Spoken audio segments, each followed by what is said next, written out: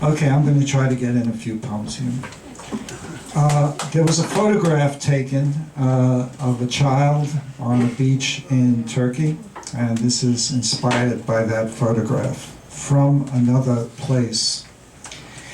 It was Alian Kurdi, 3 years of age, his round cheek pressed to the sand as if he were sleeping, except for the wave lapping his face. His brother Galib and his mother Rihan had already sunk beneath the wave, passed into another place. His father Abdullah had shouted, "Just keep his head above the water." But there was no one, and Alian passed into another place. The man behind the veil of blackened face, had promised Abdullah a yacht for 4,000 euros, but provided a 15-foot rubber raft for a trip from a Turkish beach to the Greek island of Kos, and plastic flotation teddy bears for his 2 children. Alian had grasped his teddy bear as long as he could in the season of relentless Meltemi winds, waves 15 feet high, but he could no longer hold on and passed into another place. Now a lifeless child in red shirt and black shorts, face down on a Turkish beach. His father, Abdullah, said, "Even if you give me all the countries in the world, I don't want them. What was precious is gone." Rihan, Galib, and Alian are in another place.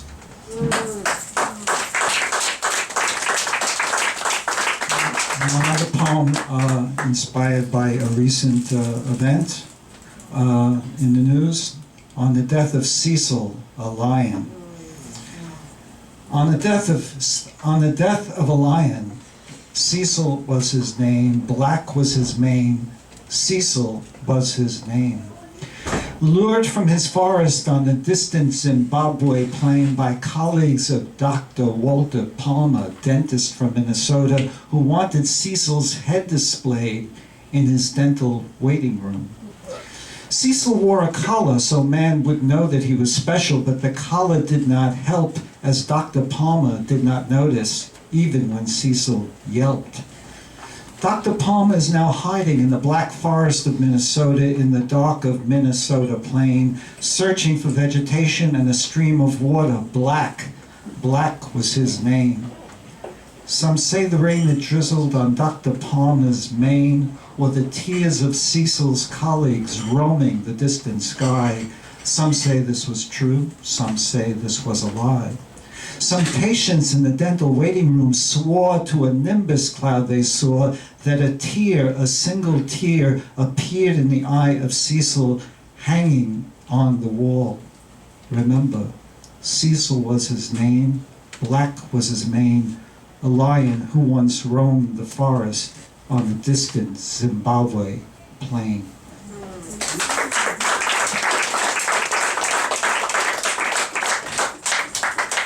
The title of this poem is Considering the Wolf. This is the wolf within, not the wolf without. Considering the wolf, you stalk me without absolving, without condemning, under flickering constellations, without imploring, without deliberation, without binding me in white shawl, without drowning me in black waters. You bite, anguished and extravagant, for I am vulnerable in your territory, the tundra of your longing, the desert of your return. My skin is no longer hungry and panting. My veins are yours, your claws, your teeth. You roam the night sands and draw drops of blood each hour. More than 50 years you rumble in my head still. Your howl tears my throat. I now speak your language, no longer understand myself. Do not lament my roving tongue. Do not follow my gray path, but growl for my allegiance to your call and the inscrutable path of the father who must lead his son to your jaws and leave his bones disfigured on the jagged plain.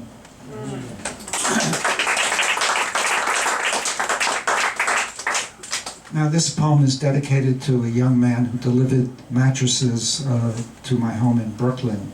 His name is Ruben, and his second name I made up, Ruben Rama Tagrag from Trinidad. Reuben Ramatagrag from Trinidad or where lugged a mattress, no two, off the truck, up the stairwell, Serta Beauty Rest, magic foam. Reuben Ramatagrag did not understand how he got here, from where or why, could not even try. He was carrying air, but air was heavy, bending his thin frame, which came from where? He only knew he must awake when the sun blinked and work till it sunk. He was not paid and wondered why. He worked for his father who bought the truck, and he had debts to pay, so his father said. Reuben Ramatagrag was born in Trinidad, came to America at 1. He was not a citizen, did not know why. Was told that he should have a social security card, but this was hard, so he must lug mattresses for his dad from Trinidad. And where was his mom? Somewhere in Pennsylvania, he said. And his sisters spread around. He did not know where, he did not know why, just spread around. One sister, Rabia was her name, had died and was underground, buried under a juniper tree, he said. She had turned into a leaf, the leaf into a crow. The crow cawed outside his pain every morn, and Reuben blinked with the sun and was reborn to lug mattresses to tired folk who must sleep well on Serta Beauty Rest, magic foam.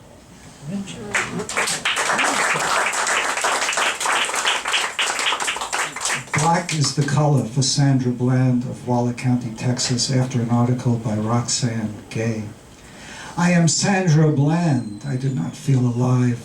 I feel like I am not dead yet. I hang on a wire in Ravenwood Jail in Waller County, Texas, stripped of my unruly black body. I was stopped on the blacktop of Highway 29 by police officer Encinia. It was black twilight. I was driving while black. Mr. Encinia asked why I was irritated. I answered the question I was asked. Mr. Encinia did not like my tone. It was black.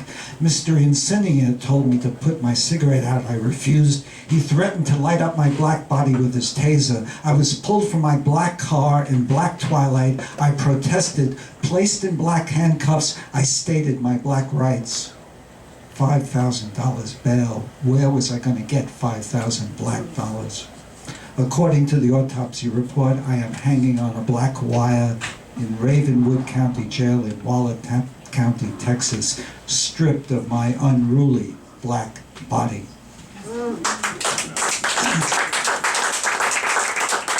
Now, this is a poem inspired by jail work songs that Alan Lomax recorded back in the 30s, 40s, and 50s. I took the first line and went on from there. I asked the judge, boys, why am I here? He said, I don't know, son, but you sure look feared. I asked the judge, boys, should I have run? He said, I don't know, boy, but you are not my son. I asked the judge what had I done. He said, think hard, boy, there's a setting sun. I asked the judge, boys, do I post a bail? He said, there's a dangling wire in the county jail. I asked the judge, boys, is the dungeon dark? He said, think hard, boy, does a hound dog bark? I asked the judge, boys, is there a box to sweat? He said, can you deal, boy? Just make a bet. I asked the judge, boys, can we make a deal? He said, the winds are howling, this is the final seal. I asked the judge, boys, can I pay a fine? He said, I'll let you hang, son. We'll give you 99.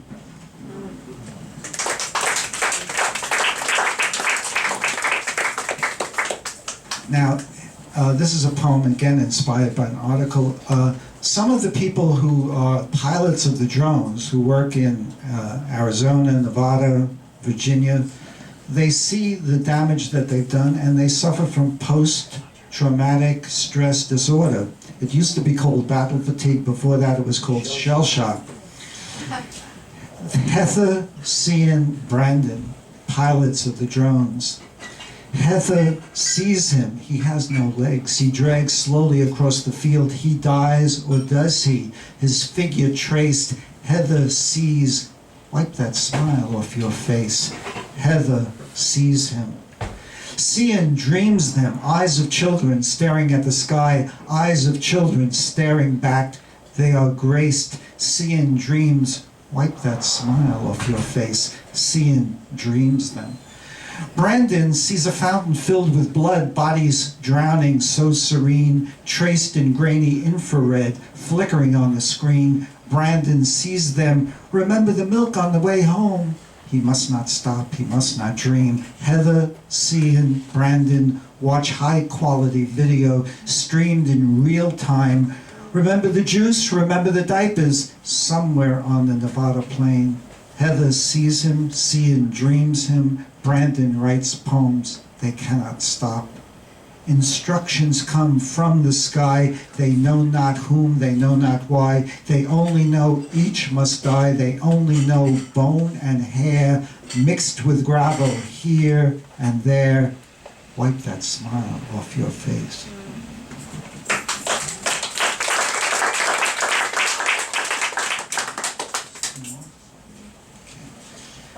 This is my periodic table for Oliver Sacks, physician, neurologist, psychologist. Now, Oliver Sacks wrote this article in July 15th, about his love for chemistry, metals, and elements, and he wrote this article, Memories of His Childhood, and I put it into a poem. He died 6 weeks later on August 30th of this year. My periodic table for Oliver Sacks. In my final days, what is surely my final breath, I return to memory of sky, powdered with stars, a world where there is no life, but also no death. I again surround myself with metals and minerals, little emblems of eternity. Look, here in its lead casket is element 90, crystalline thorium, sparkling like memory. Memory of sky, powdered with stars, gathering near, gathering far. And there, bismuth, element 83, from a mine in Bolivia, slowly cooled from a melt, iridescent crystals terraced like a Hopi village, under memory of sky, powdered with stars, emblems of eternity. Bismuth, element 83, I hope to see, but will not. O bismuth, modest gray, unregarded, ignored, even by lovers of metal, what I wouldn't give to see another day of gray under memory of sky.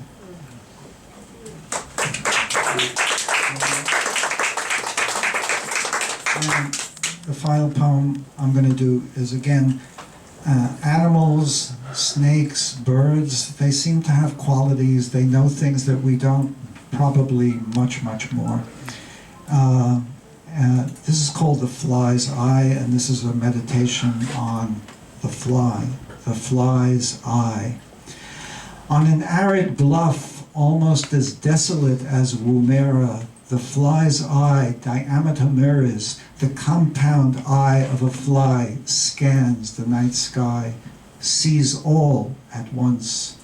From the arid bluff, the frozen tundra stretching beyond, the fly's eye sees you, me, flickering stars, all that was meant to be.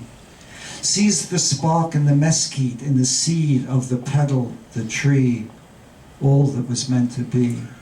A tick of your office clock pacing the fly's eye would occur but once every 3,000 Earth years. The fly's eye from the arid bluff scans the night sky, sees all at once. You, me, flickering stars, all that was meant to be.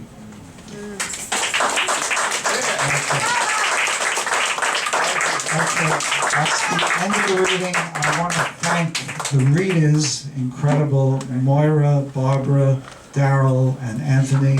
I want to thank the audience for coming out, Ptr Kozlowski for videotaping this event, Angela Verga and Robin Hirsch for giving us an opportunity to read here. Remember to tip your waiters, and I want to thank Paul and the waiter who took care of us during this event. Thank you so much. I hope to see you in February of 2016 when we do the 13th edition of this reading. Thank you for coming out. Deeply appreciated to hear spoken word poetry.